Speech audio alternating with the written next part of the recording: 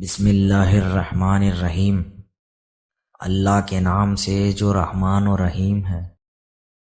امام علی بن ابی طالب علیہ السلام نے فرمایا، بسم اللہ کے معنی و مطلب یہ ہیں کہ میں اللہ کے نام سے پڑھ رہا ہوں اور اسی کے نام سے اپنے کام کا آغاز کر رہا ہوں۔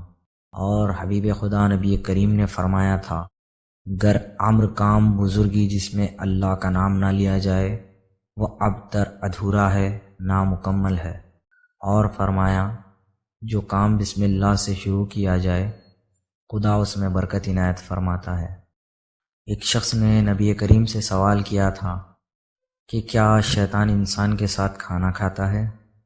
تو حضرت نے فرمایا، ہاں، جس دسترخوان پر اللہ کا نام نہ لیا جائے تو شیطان ان کے ساتھ کھانے میں شریک ہوتا ہے اور اللہ اس دسترخوان سے برکت کو اٹھا لیتا ہے۔ جزاک اللہ الخیر۔